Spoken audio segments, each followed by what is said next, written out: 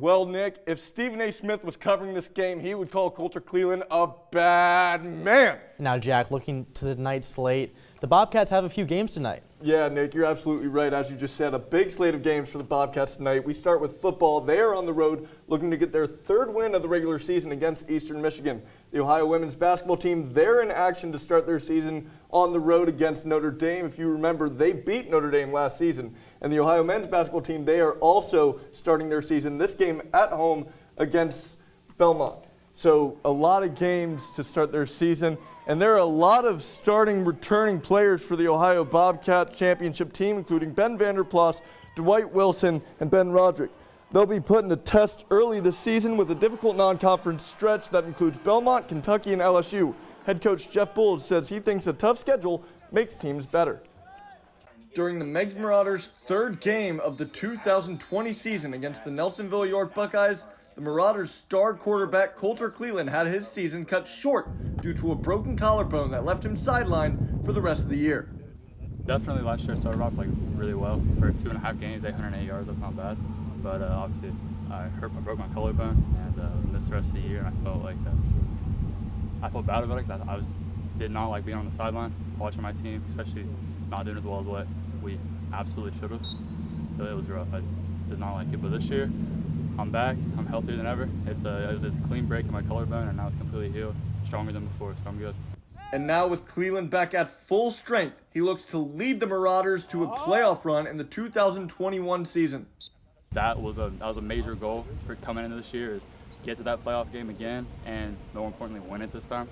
And it was rough for me last year, standing on the sideline for that playoff game, because I was like, dang, man, we haven't done this in 10 years, and then me being on the team, but being on the sideline, not able to do anything, it was horrible. But this year, we're coming back for it. We're going to win one this time. Head coach David Tennant has been readily waiting for Cleveland to make his return to the gridiron in his final season, wearing the maroon and gold. He's better than advertised. Like I say, he's back stronger than he was last year. He's put on some weight.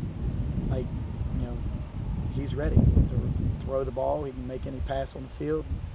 When he's running the ball now, he looks like a tailback. So he's a great weapon for us to have because he can do anything.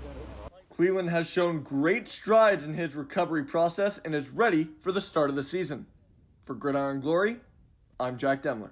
This game had a huge implication on the TVC Ohio standings. You got Nelsonville York. They're undefeated. They have the number 1 spot. Number 2 and 3, Wellston and Vinton County. They both have 1 loss in the division respectively. They play each other next week. So this final week of the regular season is going to have some big turnarounds for the TVC Ohio.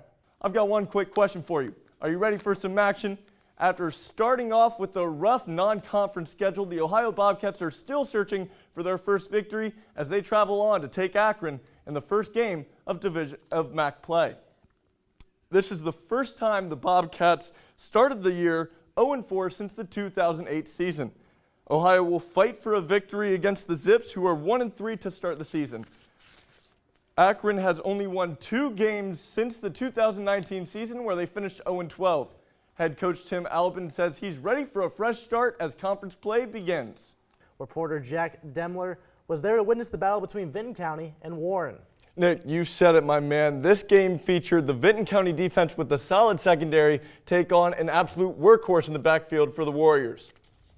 The Vikings coming out in support of breast cancer awareness, sporting that pink. And on the first drive of the game, Braylon Dameron is going to call it himself, finding a hole, and he's going to take it down the near sideline. And mama, there goes that man, 32 yards to the crib. The missed PAT would keep the Vikings lead 6-0. Jump to the second quarter. Trent Taylor would pitch it to the outside, where Jason Williams would take it in from 11 yards out and stiff-arm the defender on the way to give the Warriors a 7-6 lead. Third quarter, and Williams would add another tutty to his stat line, this one from 3 yards out. Warriors up 14-6.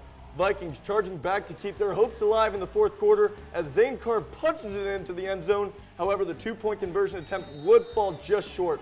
Warriors staring victory in the face, but would say, you know what, just for safe measure, let's add another.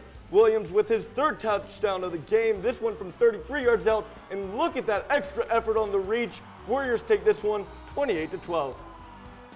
Jumping to the NFL, the Cincinnati Bengals return to the Queen City for tomorrow's primetime game against the Jacksonville Jaguars. This matchup returns the last two #1 draft picks, Joe Burrow and Trevor Lawrence. They're familiar with each other from their college days. The two were matched up in the 2020 NCAA National Championship, where Burrow led the LSU Tigers to a 42-25 victory over Clemson. Burrow and the Bengals are coming off an impressive 24-10 victory against division foe, the Pittsburgh Steelers. Burrow finished that game with 172 passing yards, 3 touchdowns, and an interception. Kickoff for tomorrow night's game is set for 8:20 and can be watched on the NFL Network. I'm Jack Demmler, and that does it for sports. Back to you, Curtis.